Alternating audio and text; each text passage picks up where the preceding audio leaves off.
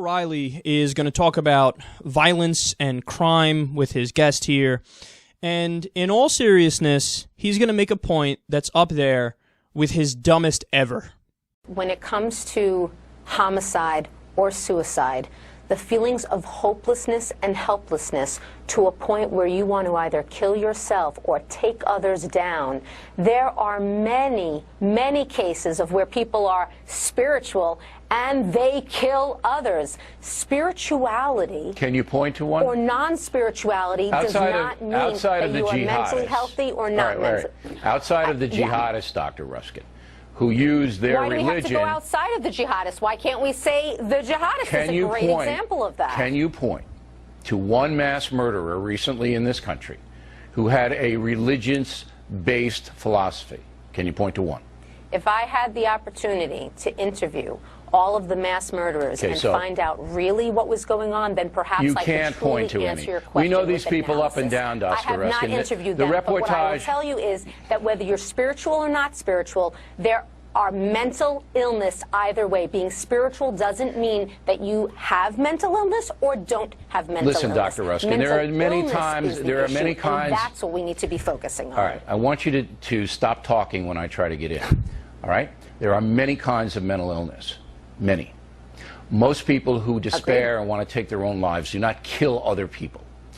Every single murderer over 40 years that I have covered in these circumstances has been either atheistic, agnostic, no religious basis at all.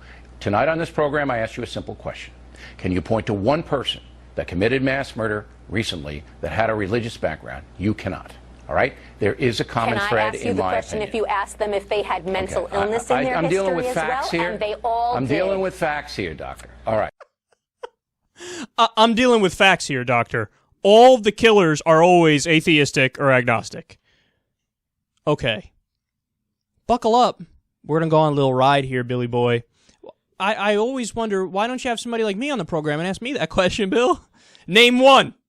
Name one who isn't atheistic or agnostic. www.almostallofthembitch.com. So, for example, and I'm going to go past what O'Reilly is even asking me for here. I'm just going to tell you the ones that were not only that they happened to be religious and they did a crime. I'm going to give you the ones who did it in the name of their religion. And again, he said exclude the jihadists. We shouldn't. She's right to point that out. But okay, let's say we do. Let's exclude that and just focus on the Christians. Scott Roeder murdered Dr. George Tiller in 2009. Funny how you forgot that one when, by the way, you're the one who screamed Tiller the baby killer, Tiller the baby killer, Tiller the baby killer all the time, and then somebody ended up killing him. Funny how that one, you know, it got out of your memory there. Everyone I've covered has been atheistic. Well, maybe it's true that everyone you've covered has been atheistic, but the overwhelming majority are not. All right, how about Jim David Atkinson in 2008?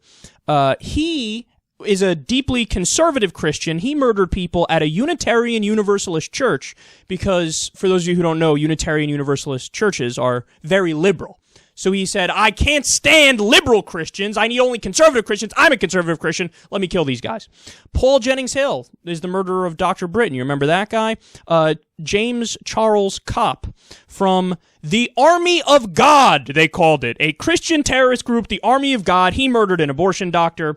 How about, here's one. There's a guy named Vester Flanagan. He said this, quote, Jehovah spoke to him, telling him to act. Jehovah spoke to him, telling him to act.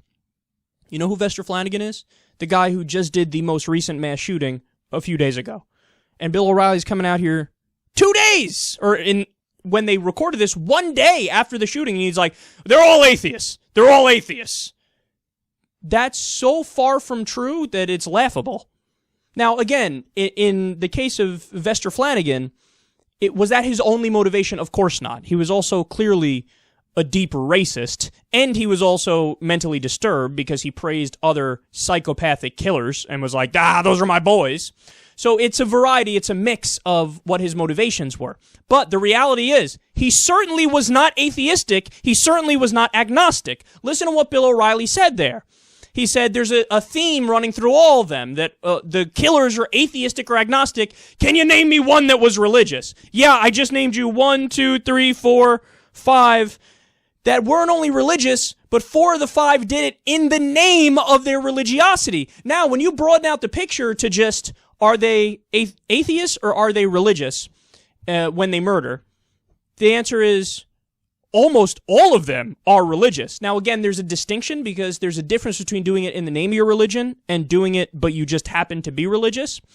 Most of the murderers are murderers and they happen to be religious. But even that proves Bill O'Reilly's point wrong. Why does it prove it wrong? Because, again, he said specifically there's a theme running through them all. They're atheistic and they're agnostic, but they're not. So, I'll leave you on this fact, because this is the debate ender. As if the debate already isn't over. It is. But, so he's saying, okay, yeah, the criminals, the murderers, they're atheists. They're atheists. Bill, you know we have data on this, right? What percentage of criminals are atheists? You ready for this? 0.07%. Which means over 99% of criminals are religious. Bill O'Reilly, #blow me. You're wrong.